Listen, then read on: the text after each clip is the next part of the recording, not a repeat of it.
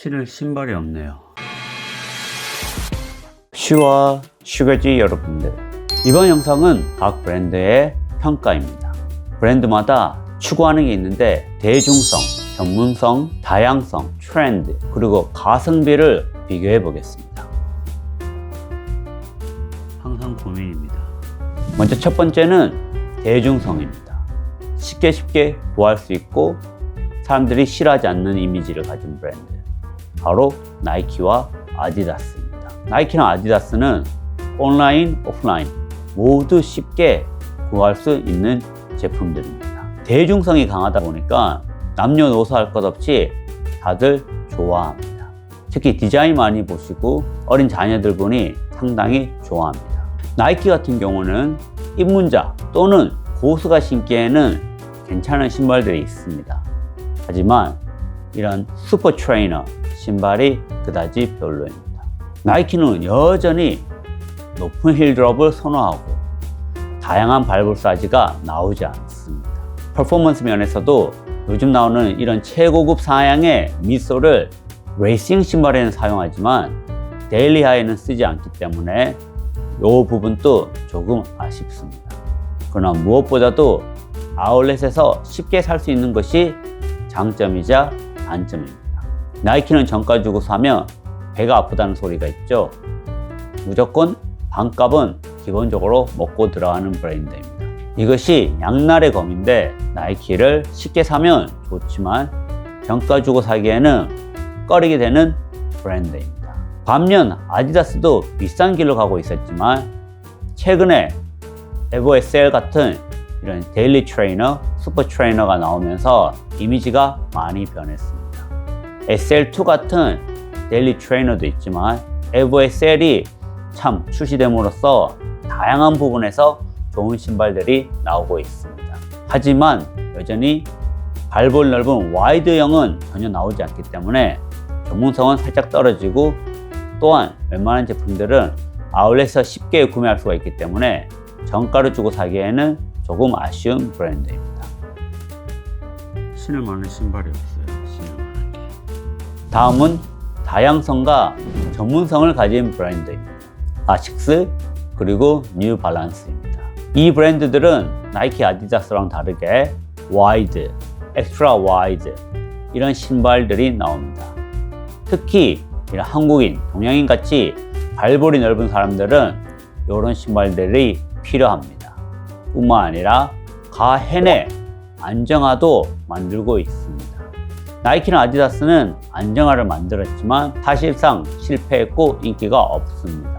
아식스는 카야노 같은 제품들, 뉴발란스는 860 같은 제품들, 와이드, 엑스트라 와이드 이렇게 나오면서 정말 여러 사람들이 신을 수 있는 신발을 제작합니다. 그래서 다양성과 전문성이 매우 뛰어납니다. 아식스 같은 경우는 전반 라인업이 정말로 좋고 데일리하든 슈퍼 트레이너이든 레이싱하든 다 잘 만들고 있습니다. 반면 뉴발란스 같은 경우는 발볼이 넓은 분에게는 최고의 브랜드입니다.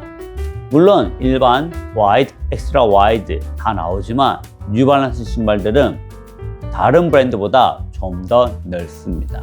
그래서 발볼러에게는 최고의 브랜드입니다. 다만 아식스나 뉴발란스의 단점은 재고입니다. 요즘 또 인기가 많아서 그런지 재고가 그렇게 많지는 않습니다. 그래서 신발 구하기가 너무 어렵습니다. 어떡하냐?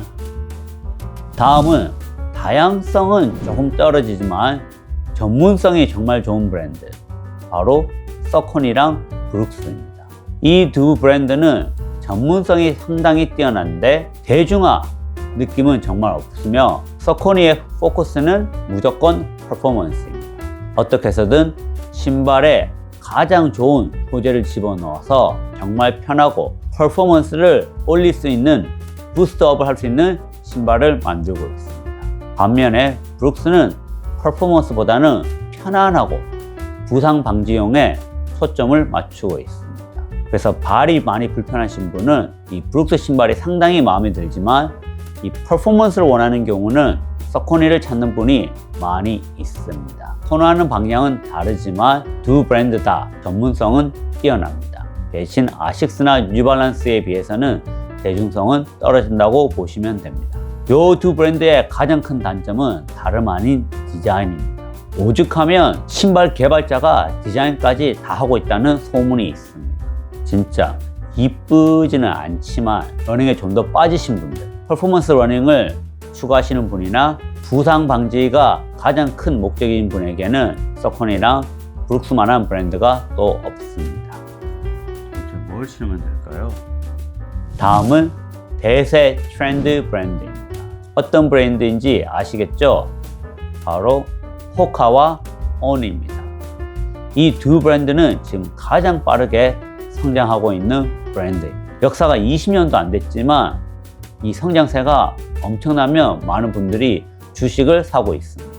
호카 같은 경우는 사실상 이 전문성에서 시작한 브랜드이지만 인기를 얻고 나서 많이 트렌드 초점을 맞추고 있습니다. 반면 온 같은 경우는 이 디자인이 예뻤었는데 요즘은 퍼포먼스 또한 좋아지고 있습니다. 다만 아쉬운 점은 이 두 브랜드는 대세인 만큼 가격이 비쌉니다. 내구성도 살짝 약한 편입니다. 그래서 많은 러너분들이 욕을 하는데 사실 그 욕을 하는 이유는 접근하기에 가격대가 높아서입니다. 좀 더 낮은 가격에 구매할 수가 있으면 좋지만 아이폰이 비싸도 인기가 있어도 잘 팔리는 만큼 세일을 하지 않습니다. 이 부분이 가장 아쉬운 부분 중에 하나가 아닐까 싶습니다. 이런 대세 브랜드와 완전 반대의 길을 가고 있는 게 가성비이죠. 바로 중국 브랜드입니다. 이 중국 브랜드 리닝 361도 엑스텝 신발 퍼포먼스 다양성을 보면 정말로 괜찮습니다.